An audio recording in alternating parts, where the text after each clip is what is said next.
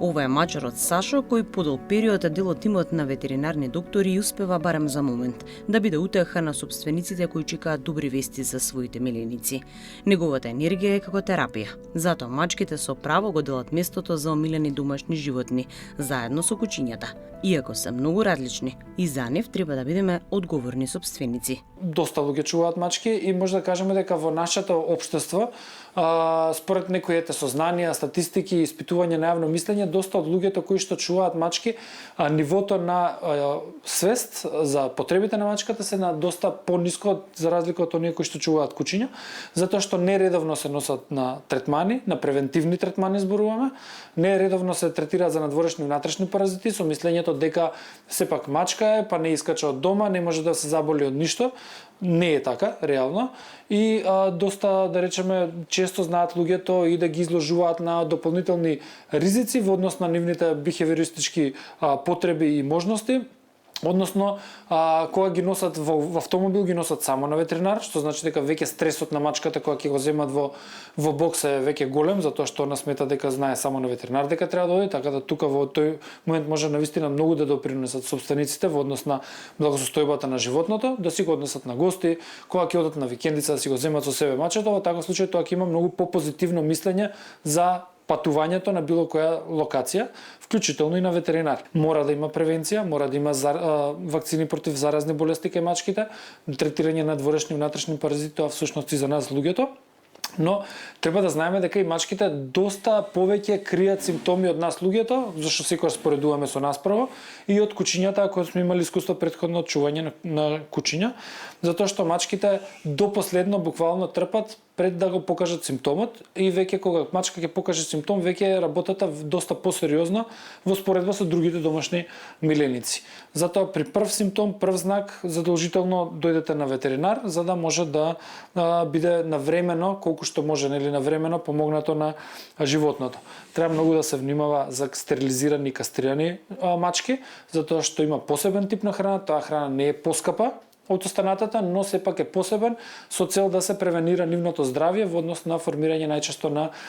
камења во мочните патишта, бубрези и мочни патишта. Секојдневно се случува некој да сака да вдоми мач, без разлика дали е земено од улица или од познат одгледувач, а тие имаат свој карактер. Па од тука и ние треба да се прилагодиме на него бидејќи може да биде палаво, а ние сме очекувале мирно и питомо. Задолжително прво се носи мачето на ветеринар со цел да се прегледа, општо еден преглед да се направи. Веднаш се третира за надворешни и внатрешни паразити и се очекува потребното време за да се вакцинира мачето и ревакцинира со цел да имаме здраво милениче дома. Убаво е, ако претходно не се чувало мачка, прво да се консултираме, што значи чување на мачка, какви се условите кои што треба ние да ги исполниме, колку треба време да посветиме, како да посветиме и дали реално прво ние сме за чување на миленик, па потоа тука натаму навистина да го земеме и да го згрижиме тоа живо суштество, затоа што тоа утре заутре ни станува дел од нашето семејство и навистина треба правилно да се грижиме за него. И многу тешко можеме да ја воспитаме, може да влијаеме, да не се качува на определени површини, тоа не значи дека ние кога не сме дома нема тоа да го прави, тоа е баш во нивната природа. Треба да знаат собствениците на мачки дека мачката е ноќно животно и е месојац. Значи треба да знаеме дека нејзината диета треба да се состои најголем процент на анимални протеини и дека ноќно време е сосема нормално мачката да биде активна, да се заигра со играчки и така натаму, затоа што на таков начин ја троши нејзината енергија. Преку ден сосема вообичаено и да си поспие поголем дел од денот. Сега не треба ние цело време да инсистираме да играме со неа, ние кога сме будни, сепак треба и нејзината карактеристики